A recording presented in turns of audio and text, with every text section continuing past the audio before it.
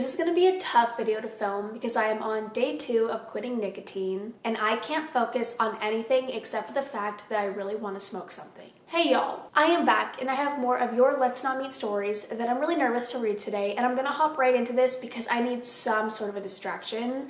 Even though this isn't even really a distraction because normally I smoke in between stories, and so this is really rough. But this first story says, the creepy catfishing future podiatrist, let's not meet again. Hi Court, I'm Cleo and I use they them pronouns. I've been a big fan of your videos for a couple years now, and I've been binge watching all of your creepy storytime videos for the past 3 days. I just started watching your creepy Tinder stories video you posted, and it reminded me of a Tinder date I went on back in 2017.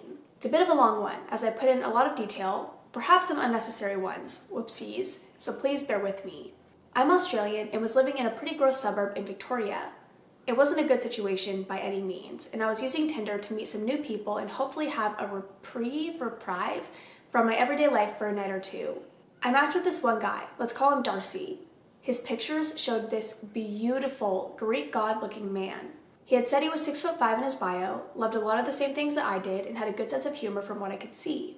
I was honestly shocked that he'd matched with little old me, as I had, and have, quite an alternative appearance for an AFAB person, assigned female at birth, and didn't typically match with regular-looking guys. We started messaging, and I was pleasantly surprised by how well the conversation flowed. He asked if I wanted to get dinner, and I agreed. I gave him my address and got ready, feeling nervous but mostly giddy. I finished getting ready and went outside to wait for him and have a smoke. Oh no! Why'd you have to mention smoking? Why'd you have to do that to me? I lived just off a main street and would tense whenever a car slowed to turn down my road. After about 10 minutes of waiting, a Kia sedan pulled up to the curb. I frowned a little bit, but assumed it was a visitor for one of my housemates. A guy stepped out of the car, no taller than 5'5", 5'6". Balding, dressed in khaki slacks with a perfectly ironed front seam down both legs, a crisp white button-up shirt, a plaid sweater vest, and goddamn boat loafers. Now, I don't mean to sound cruel or overly judgmental, but all of these items were in a man that couldn't have been older than 25. Couldn't have been older than 25. I'm not sure. I think that sounds weird. I feel like they're trying to say that he's older, but I don't know, like older than 25. But it just, I don't know. It was just a really odd outfit for someone so young, especially in the area we were in. He spotted me and grinned, and I felt my heart sink. He called out my name and I nodded slowly, looking around and half expecting the real Darcy, the one from his pictures, to also get out of the car and tell me a friend or relative gave him a lift. Darcy, I replied, my voice shaking and already clearly uncomfortable. He grinned even wider as he closed the distance between us, giving me a hug. I awkwardly patted his shoulder and pulled away as quickly as I could. You look nothing like your profile pictures, dude, I said straight off the bat. He winced and rubbed his neck, having the good graces to at least look sheepish. Oh yeah, he kind of chuckled, and it made the hair on the back of my neck stand up for whatever reason. They are, old photos, he added, though it sounded like he was asking me. Right, I replied, looking him up and down. And you said you were 6'5"? You're not 6'5", I said, literally looking down at him. I was, in fact, taller than this man. I'm 5'10" and had about a 2-inch heel to the boots I was wearing, bringing me up to an even 6 foot. He had to crane his neck to look me in the eyes. Yes, I am, he said indignantly, I don't know, the tip of his ears going bright red. I couldn't help the laugh that escaped my lips, quickly slapping my hand over my mouth to stop it. Sweetheart, I'm 5'10". How can you be 6'5" if I'm taller than you? I managed after a moment. I watched as the realization dawned on him. My friends and family just told me I was a short 6'5", he said. I almost felt bad for revealing the truth to him. I knew I should have told him to go home, but I figured at least this would make a funny story, and he'd offered to pay for dinner, so I wasn't going to pass up a free meal. We drove down to the local shopping center and ordered our meals at Nando's. The conversation wasn't bad, just kind of stilted, but I attributed that to it being a first date. The shock of him catfishing me still not having worn off yet. I could see a couple of the other restaurant patrons looking at both of us and tried my best to ignore it. We got our meals and went to sit down, chatting about nothing important. About 15 minutes or so into us eating, he'd asked me some question that I was in the middle of answering when he interrupted me suddenly with, "How do you feel about incest?"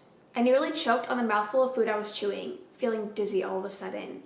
Are you asking out of curiosity or for future reference?" I asked, half joking as I stared at him with an eyebrow raised. "Just out of curiosity," he answered far too fucking quickly, leaving the worst feeling in my stomach. I nodded slowly, drawing out how long I could chew the bite of food to prolong having to answer it, quickly turning it to gross mush in my mouth. I eventually had to swallow so I didn't gag and took a sip of my drink to prolong it further. Okay, well I guess I see it as there are more than 7 billion people on this earth, and if you can't find someone who isn't directly related to you to have, relations with, you probably shouldn't be allowed at family gatherings. I answered, trying to keep my tone light and kind of joking.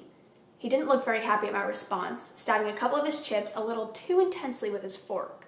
Well, what if they're in love? He hit back. I put my fork down and shook my head. I mean, I guess, I don't know, it's not for me, I said firmly, making eye contact to drive the point home. He nodded and let it go, and our conversation returned to less icky topics for a little while. I was almost enjoying myself when he shat on that, again. He'd asked me another innocuous question that I was in the middle of answering when he cut me off again with, "How do you feel about bestiality?" he said, louder than his last question. The older couple sitting a table over from us gave him a disgusted look, and I wanted to die in that moment. Again, are you asking out of curiosity or for future reference? I asked, my voice strained. He answered far too quickly, making my stomach flip uncomfortably. Out of curiosity, he exclaimed, though literally every instinct told me that was a goddamn lie. I sipped my drink again and tried to think of what to say. I guess it's similar to my other answer. There are 7 billion people on this earth, and if you can't find a single human, you shouldn't be allowed into kennels, farms, zoos, aquariums, etc. I replied, my eyebrow raised as I stared him down. He looked away first, but still had the audacity to ask, "But what if they're in love?" I laughed out loud, not because I found it funny, but because what the hell else was I supposed to do? Please tell me you're joking. An animal cannot speak, much less give consent. That's disgusting, Darcy, I said, my voice pretty icy. He nodded and thankfully left it alone. The conversation kind of petered out after that, though he was still trying to ask me questions and get me to engage. I was just too uncomfortable at this point and honestly considered walking back to my house right then and there. I'd finished my meal pretty quickly and was waiting for him to finish his, convinced he was eating painfully slow on purpose. Now for this next part, I have to explain a little. I'm a member of the Itty Bitty Titty Committee and was pretty badly depressed when this happened, so I hadn't been wearing a bra for a couple weeks. I'd put on one for the date and there was a little diamond square in the middle of the 2 cups as decoration. It was digging into my sternum and I kept trying to adjust it without being really obvious about it. I must have grunted or made a face because he asked me what was wrong. "Oh, just the charm on my bra, it's digging into my skin," I replied, smiling a little. No biggie. He laughed and raised his eyebrows, looking directly at my chest. "I mean, it doesn't even look like you need a bra," he replied, his voice joking but with a hint of seriousness beneath it. I glared at him as I pulled my cardigan tighter around me, covering my chest entirely. And then they said, "And you just shot your chance to see why I do in the ass," I said coldly. "I'm not sure what you mean by that." He immediately went beet red and stumbled over a shitty apology. I ignored him and just waited for him to finish his meal. We walked out to his car, quiet the entire way. As we approached his car, he threw me what I imagined was meant to be a coy smile, but it looked more like him trying to fart quietly. "What's wrong, princess? Cat got your tongue?" he asked in a sing-song tone. I shuddered at his choice of nickname, my skin absolutely crawling at this point. "No, my mother taught me if I have nothing nice to say, to shut up," I answered, my voice like icicles. He looked thoroughly taken aback, as though he had no idea why my demeanor had changed so drastically. "Could you please just take me home, or I can walk, I don't mind," I asked, trying to soften my voice a little. He nodded, looking dejected. It was thankfully a very short drive from the shops to my house, and we were silent for most of it. He pulled up to the curb, and I went to open the door, but he hit the central locking just before I could grasp the handle. My heart rate immediately picked up, and I felt panic clawing at my throat. I'm incredibly claustrophobic, and I've been trapped in a car in the past. I could feel my brain trying to flood itself with flashbacks and did all I could to remain grounded and breathe. "Darcy, please open the fucking door," I said through my teeth, my eyes closed. "Do you want to come over to my house? I live on a farm. You can see the cute baby goats we have at the moment," he asked, sounding desperate. He put his hand on my arm and I dead set nearly screamed, flinching away from him. He looked visibly hurt, but he hit the unlocking button. I practically fell out of the car, feeling only a teeny bit overdramatic as I backed away from his car and up my front path to the door. He sped off before I was even inside, and I had him blocked before I'd gotten to my bedroom. I locked and triple-checked the doors around my house, shaking so violently I thought my bones would rattle right out of my body. It wasn't like he was violent or tried anything more than touching my arm, but the accumulation of ick over the course of the 2 hours we were together made me feel slimy and ill. I've not heard from him since, and pray he no longer lives on that goddamn farm. So to the creepy, catfishing, future podiatrist with far too much interest in incest and bestiality, let's never meet again. Dude, I can't. I absolutely, I don't know how you stayed there. I don't know how you did that. I don't know how you put up with it. The second I saw them, I would run back into my house and call the police. Like, I don't even know, not call the police, that's dramatic, but I would run back into my house. I'd be like, you're not who you said you were. You're already lying. I'm not giving you the time of day. You are brave. You are fucking brave, and you are a nicer person than I ever will be. I actually can't. I fucking can't. Okay, this next story says, I think my stalker tried to murder me. Hey Courtney, I've been debating writing this out, but the way you share stories is so kind and respectful, and it's been a long time since this all happened. I think sharing it and getting it off my chest would be good for me. Also, I'm sorry if this is a long story. First, let me start by giving some background information. We'll call my stalker Mark. His house faced mine from across the street. I lived there since I was 3 years old until I was about 22 and knew him and his family as far back as I could remember. He's a year older than me and his sister is a year younger than me. There were 2 windows of his house that faced my house. One to his storage room and the other was to his grandfather's bedroom. This meant that later on, all the times he watched me or my house, he wasn't even casually in his own room or a living room. He went out of his way to be at one of these windows to watch me. We were both part of the same friend group, even though he and I were not particularly close. He wasn't an outcast in our group by any means, and we did get along, we just had different interests. I'm not sure exactly when the stalking happened because it happened so gradually that I didn't realize what was going on until it was too late. There was only one major red flag incident that took place before he started stalking me. We, the whole group of neighborhood kids, were in my next door neighbor's garage, we'll call him Chad, just hanging out. Chad's mother came in and told us we had to leave because Chad had chores to do. I started to head out, but then suddenly I remembered there was something important I meant to tell Chad before I left. Don't remember what it was because it was so long ago. Anyways, I started to head back into the garage when Mark stepped in front of me, blocking me, and said, "We were told to leave." I said, "Yeah, I just need to tell Chad something really quick." That was when Mark sucker punched me right in the nose.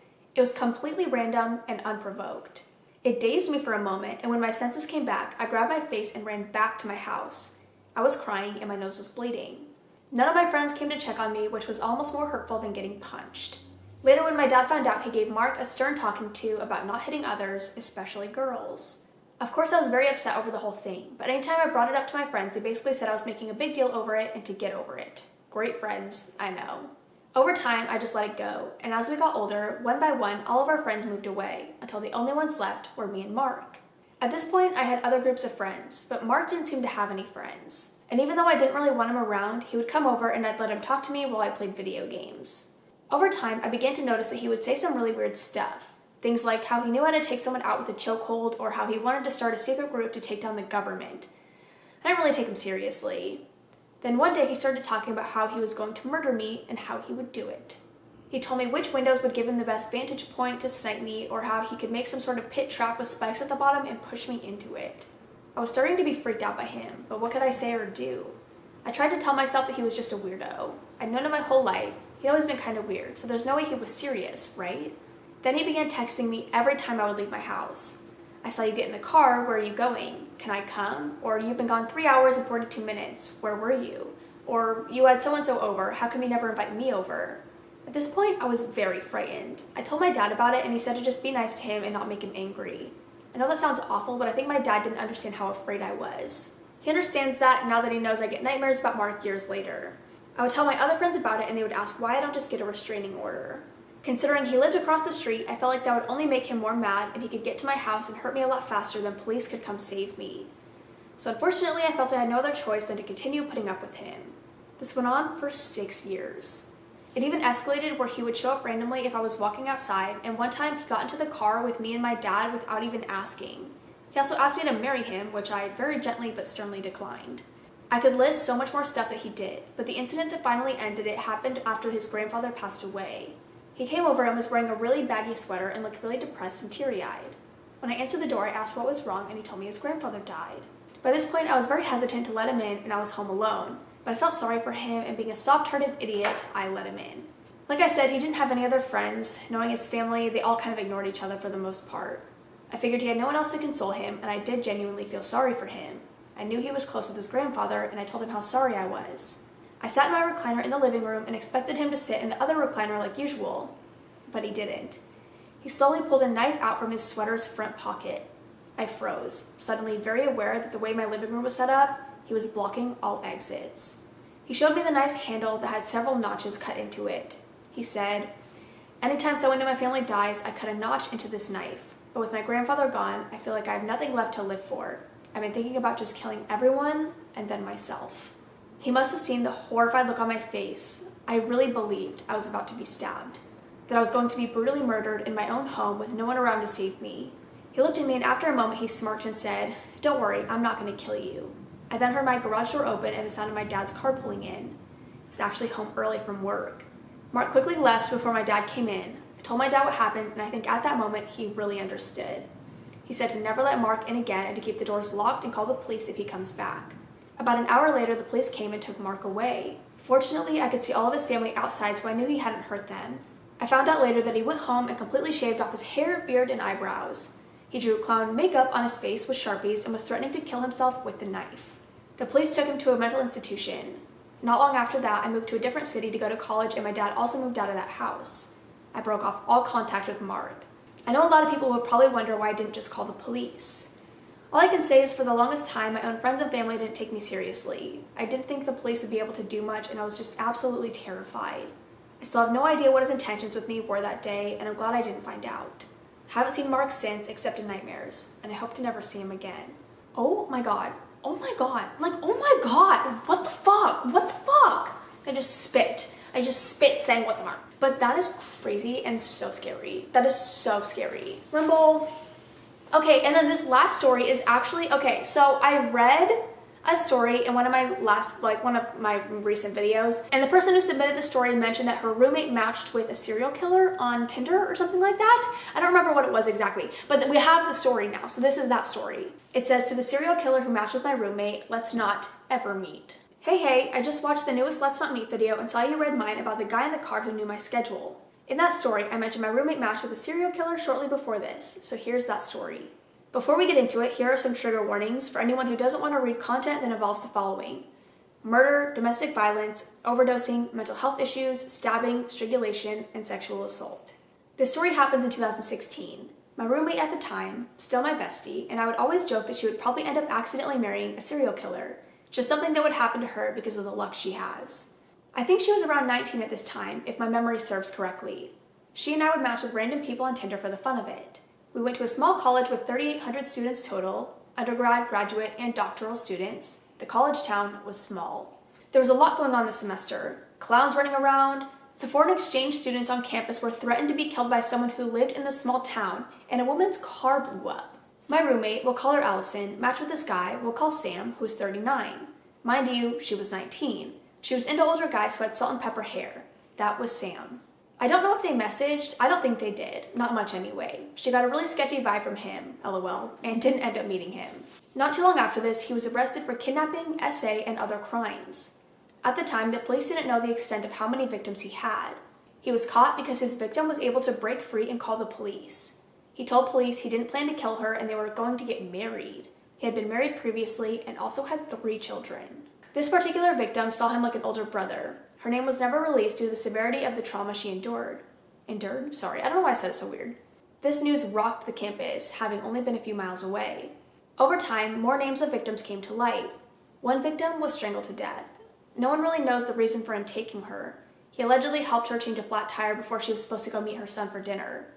Her son changed his mind and wanted to go home after work. She was then going to meet Sam for coffee and go home, probably to thank him for his kindness, since it was a small town where nothing crazy happened. The next victim had severe schizophrenia. Her caseworker said that she was very excited and acted like she had met someone. She too was strangled to death. Not much is really known about why she was taken. The next victim was also strangled to death. Her remains were found in a house that was burned down. Sources believe this may be an ex-girlfriend. Another victim was originally pronounced dead due to an overdose. Sam said he strangled her after she stole $4 from him. The last known victim that is connected to this case is someone who was not identified for 12 years. He took her when he was selling magazines door to door. He kidnapped her and then stabbed her to death and left her body to decompose. He admitted to the death while he was being tried for the others. While all this was being shown on the news, my roommate was wondering why he looked familiar. Then it dawned on her. They matched on Tinder. It's freaky because his victims were the ages of fresh college graduates, about 5 to 7 years older than she was. Did he actually want to try and pursue something with her? That's something we'll never know. It's said that this started with Sam because his mother abandoned him and his brother when they were young. He had attempted to strangle his high school girlfriend at one point and was in and out of jail. He was sentenced to the death penalty and is currently on death row. He's attempted to appeal this several times, but failed. The house where his victim who escaped was demolished, as it should be. So to the serial killer that matched with my roommate, let's never meet again. Oh my god. Dude, that's fucking unreal. That is so scary. And to come to that realization and you're like, why does this guy look so familiar? And then you're like, oh my god, I matched with this guy on Tinder. I could have potentially met them. No, fuck no. That is all I have for now. I hope you guys enjoyed. That took me so long to get through, you guys, because I'm fiending so bad right now. But I hope you guys enjoyed. If you have any other stories you want to share with me or the community, I will have my subreddit link down below. I'm probably only gonna have one video this week unless I film tomorrow, which is Friday, but I highly doubt I will because I'm gonna be dying like I am now. So I think I only have one video this week, I'm sorry. But I love you guys. I will see you in the next one. Bye. So I decided to quit vaping. I decided yesterday because, okay, so it's Thursday when I'm filming this. You're seeing this on Friday or Sunday. I don't know when you're seeing this.